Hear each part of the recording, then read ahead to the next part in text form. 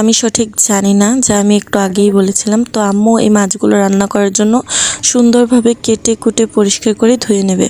যেহেতু এখন শীতকাল, তাই আমরা শীতের সবজি দিয়েই মাছ রান্না করব। তো আমি শীতের সবজিগুলোকে আলাদাভাবে কেটে নিচ্ছিলাম, আর তার আগে কেটে নিচ্ছিলাম আমাদের প্রয়োজনীয় পেঁয়াজ, কাঁচামরিচ এবং টমেটো। আর শীতকালে টমেটো না থাকলে তো আমার চলেই না।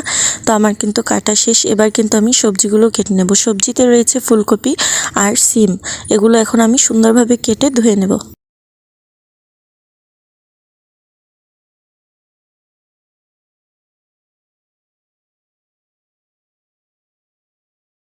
আর শীতের সবজির সাথে আমরা যাই রান্না করি না কেন, আলুটা কিন্তু মাস্ট থাকবেই থাকবে। তো আলুটাও আমি ভালোভাবে কুটে নিয়েছি। আর এই দেখুন, আমি সব কিছু কুটে নিয়েছি। এবার ভালোভাবে ধুয়ে নিতে হবে। ধুয়ে আমরা রান্নাটা স্টার্ট করে দেব। কড়াইয়ে তেল দিয়ে নিয়েছি। এবার আমরা কড়াইয়ে দিয়ে দিচ্ছি মাছগুলো ভাজার জন্য। মাছগুলো কিন্তু সুন্দরভাবে ভেজে নিতে হবে। মাছ ভাজা হয়ে গেলে এবার আমরা মাছগুলোকে আলাদা করে উঠিয়ে রাখবো।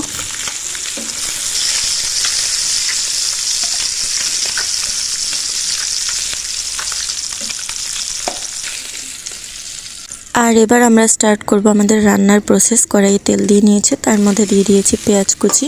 এবার এটাকে একটু ভেজে নিতে হবে হালকা করে তেলে। তারপর এর মধ্যে আমরা একটু পানি দিয়ে দিয়েছি হলুদ মরিচ কষানোর জন্য। তার মধ্যে দিয়ে দিলাম আদা বাটা এবং রসুন বাটা। এবার এটাকে আরেকটু ভেজে তার মধ্যে কিন্তু পরিমাণ মতো লবণ, হলুদ, মরিচ দিয়ে একটা চমৎকার গ্রেভি তৈরি করে নিচ্ছে।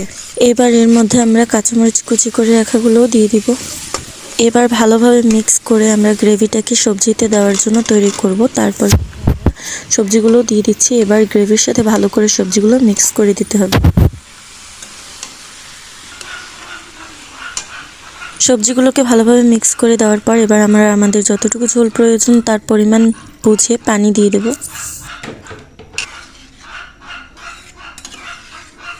এবার আমরা সবজিটাকে ঢেকে রেখে কিছুক্ষণ চুলায় রান্না করব। এবার আমরা এই সবজির মধ্যে কিন্তু আমাদের ভেজে তুলে রাখা মাছগুলো দিয়ে দিচ্ছি।